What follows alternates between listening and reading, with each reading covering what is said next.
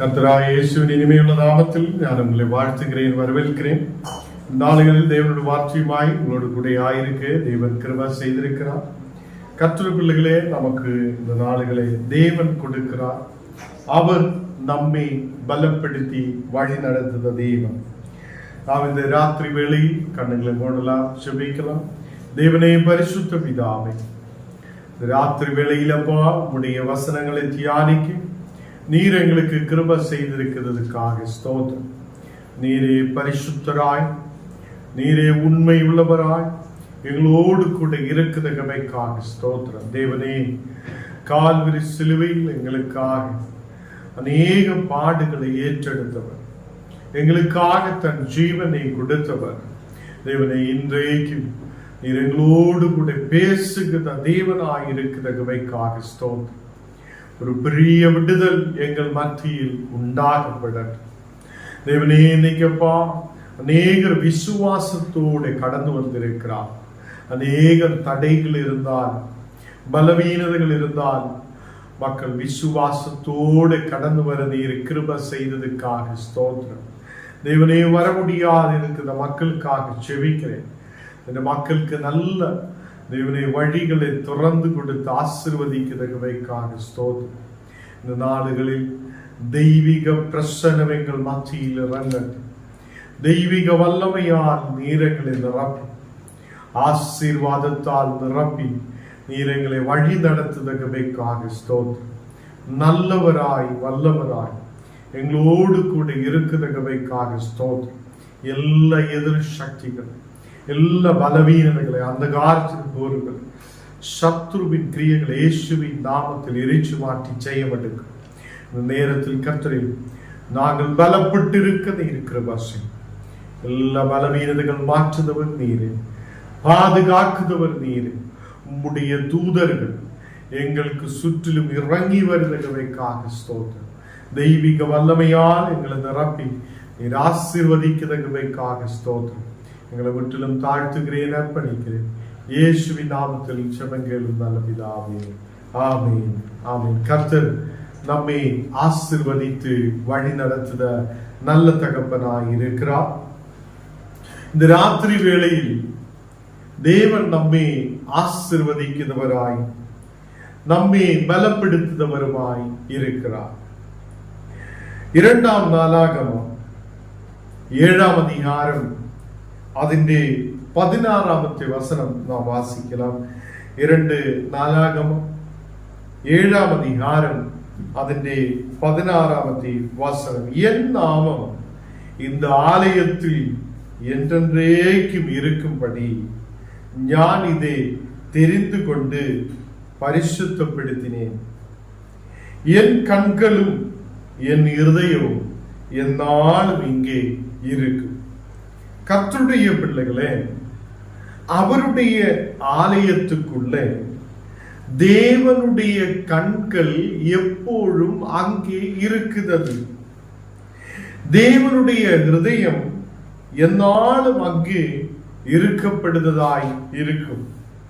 இங்கு தேவனுடைய ஆலயத்தில் எப்படி ஒருவன் கடந்து சென்று ஜெபிக்கும் போது தேவன் கேட்பார் என்று அநேகர் கேட்கப்படுகிறார். ஆலயத்தை மிகவும் ரொம்ப கஷ்டமான நிலைமையில் ஆலயங்களை வைத்திருக்கிற நிறைய பேர் உண்டு. இன்னைக்கு நான் போன ஊழியத்துக்காக காலையில் கடந்து சென்ற இடங்களில் ஒரு ஆலயத்துடன் முன்னாடி பேண்ட் ஷர்ட்டு எல்லாமே துவைச்சு அப்படியே தொங்க வச்சிருக்கு. ஆலயத்துக்கு முன்னாடியே தொங்க வச்சு, அப்ப நம்ம இப்படியே பார்த்து இயேசுவேன்னு சொல்லுத இடத்தில் அப்படியே பார்க்கும்போது பேண்ட் ஷர்ட்டு அது இது எல்லாம் தொங்க வச்சிருக்கு. இப்படி ஒரு விசுவாச கேடாய் நம்ம மக்கள் காணப்படுகிறார்.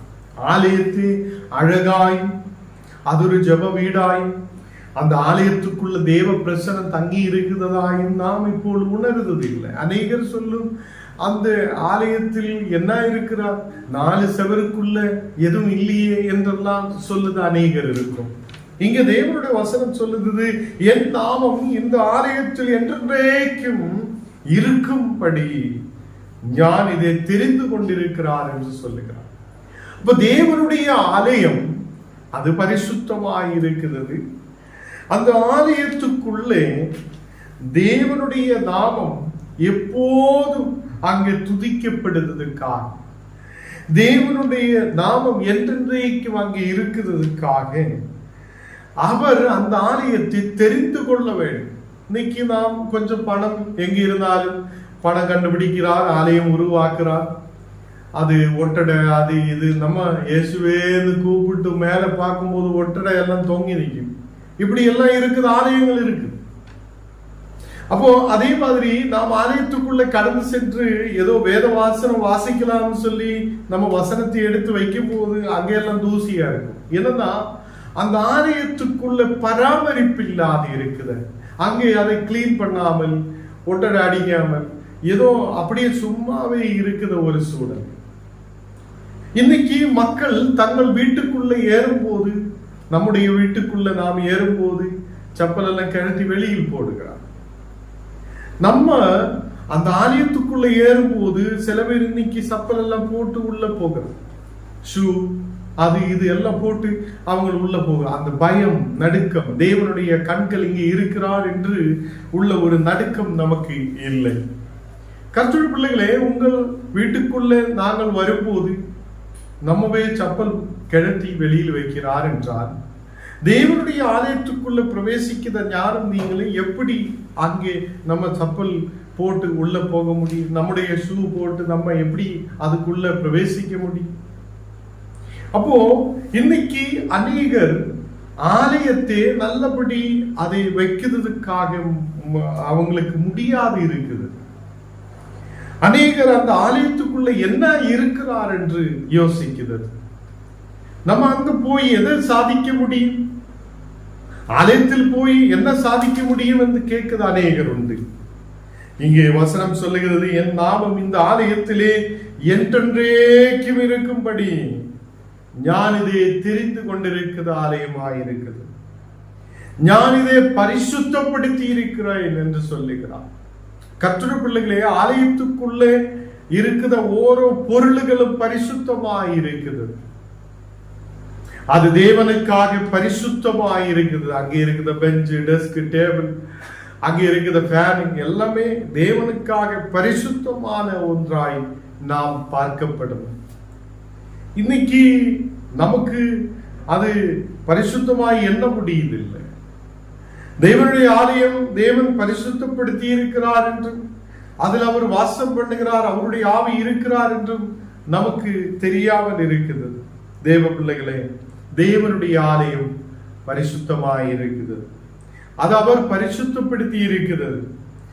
நாம் அந்த தேவனுடைய ஆலயத்தில் தேவன் என்றென்றைக்கும் தேவனுடைய ஆலயத்தில் அது தேவன் தங்கி இருக்கிறார் என்றும், தேவன் அந்த ஆலயத்தை பரிசுத்தப்படுத்தி இருக்கிறார் என்றும் நாம் அதை விசுவசிக்கிறார். கர்த்தருடைய பிள்ளைகளே, அவருடைய கண்கள் எப்போதும் அந்த ஆலயத்துக்குள்ளே இருக்கிறார். அவருடைய இருதயம் எப்போதும் அந்த ஆலயத்துக்குள்ளே இருக்கிறார். அதனால்தான் அன்னாள் ஆலயத்துக்குள்ளே கடந்து சென்று தேவனை பார்த்து அவங்களுடைய எல்லா கவலைகளையும் தேவனோடு கண்ணீரோடு சொல்லும் போது தேவன் அதை கேட்டு அவளுக்கு ஏற்ற பலனை கொடுக்கிறார். அவளுடைய தேவையை தேவன் சந்திக்கிறார். கர்த்தருடைய பிள்ளைகளே, நாமும் ஆலயத்துக்குள்ளே கடந்து செல்லும் போது, தேவனே என்னுடைய தேவைகள் இப்படி இருக்குது, எனக்கு எதெல்லாம் பிரச்சனைகள் இருக்குதோ அது தேவனோடு கூட சொல்லும் போது அவர் அது கேட்கிறவராக இருக்குது. கர்த்தருடைய பிள்ளைகளே, அவருடைய இருதயம் அந்த தேவனுடைய ஆலயத்துக்குள்ளே இருக்குது. அவருடைய கண்கள் அந்த ஆலயத்துக்குள்ளே இருக்குது. இங்கே சோலமன் அங்கே ஒரு ஆலயத்தை உருவாக்கி இருக்கிறது. தேவன் அந்த ஆலயத்தை ஆசீர்வதித்து இருக்கிறது. கர்த்தருடைய பிள்ளைகளே, அவர் ரொம்ப அழகான ஒரு ஆலயத்தை கட்டி எழுப்புதல், அந்த ஆலயத்தை தேவனுக்காக அதை கொடுக்கப்படுகிறது. அந்த ஆலயத்தில் தேவன் தங்கி இருக்கிறார் என்று எல்லாரும் விசுவசித்து இருக்கிறது. அந்த ஆலயத்துக்குள்ள எல்லாரும் கடந்து சென்று ஜெபிக்கிறவராய் இருக்கிறார். இன்னைக்கும் நமக்கு அநேகம் சபைகள் இருக்குது. நமக்கு சபைகள் அநேகம் கிராமங்களில் பட்டணங்களில் இருக்கிறது. இந்த ஆலயங்களில் எல்லாம் தேவனுடைய கண்கள் இருக்கிறார் என்று நாம் விசுவசிக்கிறோம். தேவனுடைய கண்கள் அங்கே இருக்குது. தேவனுடைய இருதயம் அந்த இடத்தில் இருக்குது.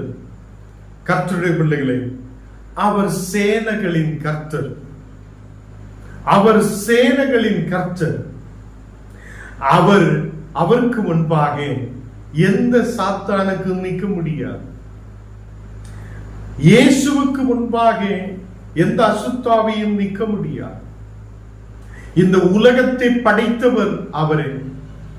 இந்த உலகத்தை உருவாக்கியவர் அவரே. இந்த உலகத்தையும் வானத்தையும் பூமியையும் உருவாக்கின தேவன் அவர் நம்மேல் கிருபையை அழித்திருக்கிறவராய், நம்மை ஆசீர்வதிக்கிறவராய், நம்மை பாதுகாக்கிறவராய் அவர் இருக்கிறது. இந்த நாடுகளில் ஓரோ கிராமங்களிலும் ஆலயங்கள் இருக்கும், ஓரோ பட்டணங்களிலும் ஆலயங்கள் இருக்குது. இந்த ஆலயங்கள் எல்லாம் 2 மணி நேரம் ஜபத்துக்காக திறக்கிறார், மீதி நாளுகளில் பூட்டு போடுகிறார். அப்ப கர்த்தருடைய கண்கள் எங்கே இருக்குது? கர்த்தருடைய இருதயம் எங்கே இருக்குது? யார் அதை தேடி போகிறார்? யார் அங்கே கடந்து சென்று ஜெபிக்கிறார்? அந்த ஆலயங்கள் எல்லாம் பூட்டி போட்டு வைக்கிறதுக்காக இவ்வளவு பணம் செலவு பண்ணி நாம் ஆலயங்களை உருவாக்குறார். ஜபம் இல்லை, ஆலயத்துக்குள்ள ஜெபிக்கிற மக்கள் இல்லை, ஆலயம் திறக்கப்படுறது இல்லை, ஆலயங்கள் தேவனை புகழ்ந்து பேசுறது இல்லை, ஆலயத்தில் தேவனுடைய நாமம் என்றென்றைக்கு உயர்றது இல்லை. நாம் யோசித்து பார்க்கணும். தேவ பிள்ளைகளே, கர்த்தர் விரும்புவது என்ன? ஆலயத்துக்குள்ள தேவனுடைய நாமம் என்றென்றைக்கும் இருக்கப்படும். அவர் அதுக்காக அந்த ஆலயத்தை பரிசுத்தப்படுத்தி இருக்கிறது. அதனாலே நாம் அந்த ஆலயங்களுக்குள்ளே கடந்து செல்லும் போது தேவனை துதிக்கட்டும், தேவனை புகழட்டும், அவர் செய்த அற்புதங்களை நினைத்து நாம் ஜெபிக்கட்டும்.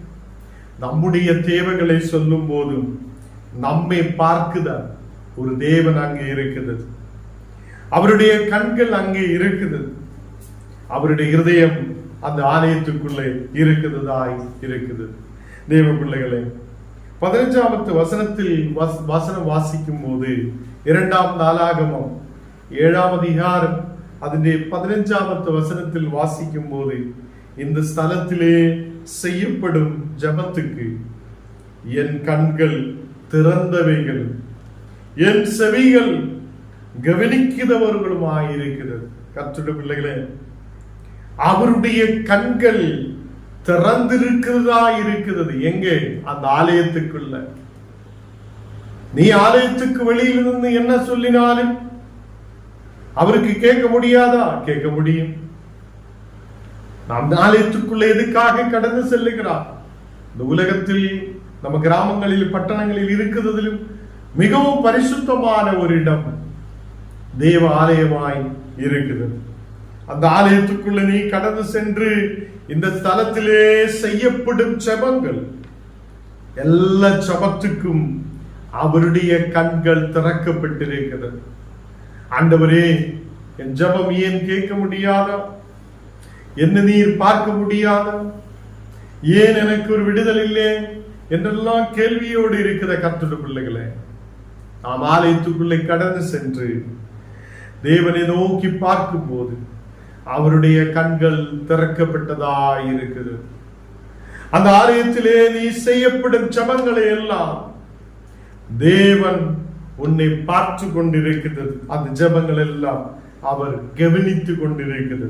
அதுதான் இங்கு வசனம் சொல்லுகிறது, என் செவிகள் கவனிக்கிறவராய் இருக்கிறது, கவனிக்கிறவைகளுமாய் இருக்கிறது என்று சொல்லப்படுகிறது.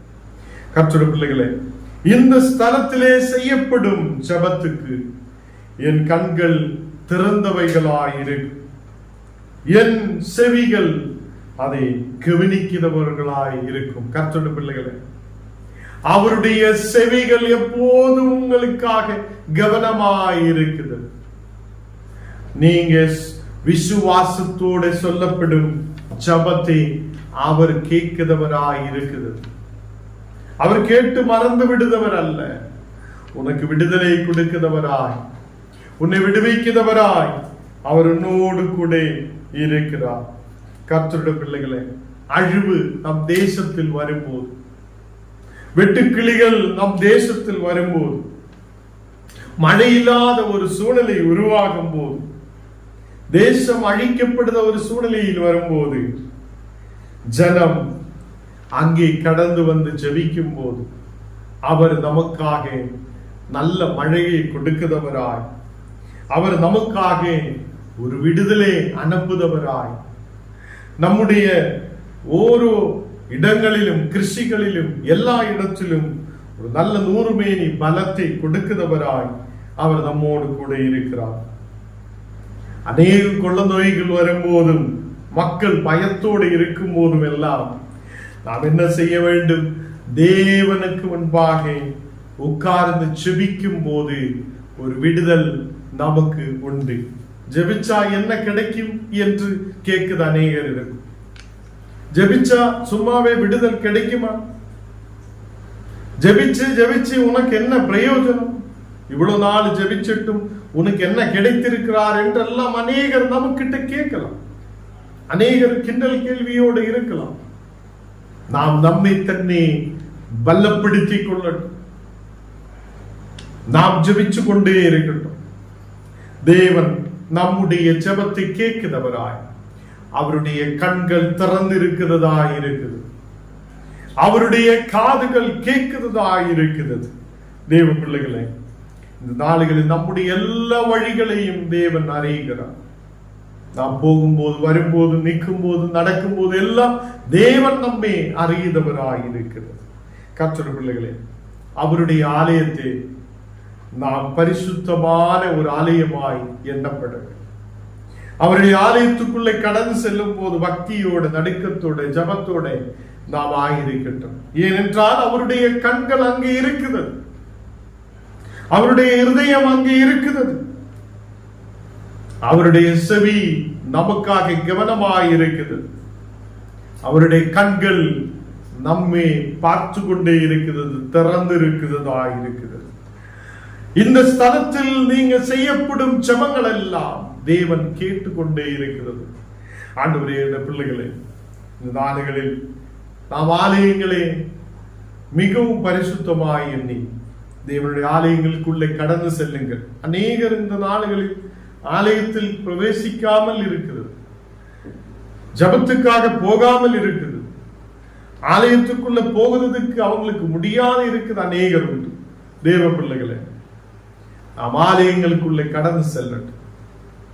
அவருடைய கண்கள் அங்கே இருக்கிறது, அவருடைய இருதயம் அங்கே இருக்கிறது. அவர் என்னை பார்க்கிற தேவன், என்னுடைய ஜபங்கள் எல்லாம் கேட்கிறவராய் இருக்கிறது என்று நம்பி நாம் அந்த இடத்தில் கடந்து சென்று ஜெபிக்கட்டும். நீ ஜெபிக்கிற ஜபம் ஒன்றும் வீணாய் போகாது. தேவன் நம்மை ஆசீர்வதிக்கிறவராய் இருக்கிறார். கர்த்தருடைய பிள்ளைகளே, நான் சொன்ன அநேக காரியங்கள் இருக்கிறது. ஆலயங்கள் நிறைய இருக்கிறார். அந்த மக்கள், அந்த கிராமத்திலும் பட்டணங்களிலும் இருக்கிற மக்கள் அந்த ஆலயத்துக்குள்ள நல்ல நிலையில் அதை பெருக்கி சுத்தம் பண்ணி அந்த ஆலயத்தை ஒட்டடை அடிச்சு நல்ல தூசி எல்லாம் மாற்றி தேவனுடைய கண்கள் இங்கே இருக்குது என்று தெரிந்து, தேவனுடைய ஆவி இங்கே இருக்கிறார், தேவனுடைய வல்லமை இங்கே இருக்கிறார் என்று தெரிந்து அது நல்ல நிலையில் வைக்கிறதுக்காக இன்னைக்கு நேரம் இல்லை, அநேகருக்கு நேரம் இல்லை. ஆலயங்கள் பூட்டப்பட்டதா இருக்கும். அதிகாலையில் ஜெபம் இல்லை. 5 மணிக்கு எல்லா ஆலயங்களிலும் முன்னாடி எல்லாம் ரொம்ப ஒரு அந்த 10 வருஷம் 50 வருஷத்துக்கு எல்லாம் முன்னாடி மக்கள் ஜெபிக்கிறவங்களா இருந்திருக்கிறார். 5 மணிக்கெல்லாம் ஆலயங்கள் திறக்கப்பட்டு ஜெபிக்கும். இன்னைக்கு நேரம் இல்லை. இன்னைக்கு எல்லாரும் பிஸியா இருக்கிறார். கர்த்தருடைய பிள்ளைகளே, நம்முடைய ஆலயங்களில் ஒரு ஆளாகட்டும் 2 ஆளாகட்டும் நாம் அதிகாலையில் ஜெபிக்கட்டும். ஒரு ஆள் வந்து 2 ஆள் வந்து 3 ஆள் வந்து அடிச்சு மக்கள் அங்கே ஆராதனைக்காக கடந்து வர ஆரம்பிக்கும். அதிகாலையிலே ஜெபங்கள் இருக்கட்டும். ஆலயங்கள் திறக்கப்படட்டும்.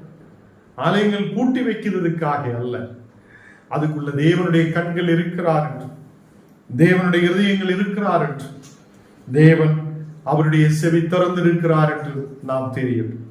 அந்த ஆலயத்துக்குள்ள யாரெல்லாம் கடந்து வந்து கேட்கிறோம், அந்நாளை போல ஆண்டவரே எனக்கு ஒரு பிள்ளை இல்லையே, ஒரு விடுதலை தாரும் என்று அந்த ஆலயத்துக்குள்ள உட்கார்ந்து அப்படியே தேவனை பார்த்து அவள் அழுதி ஜபிக்கும் போது அவளுடைய ஜபத்தை தேவன் கேட்டிருக்கிறார்.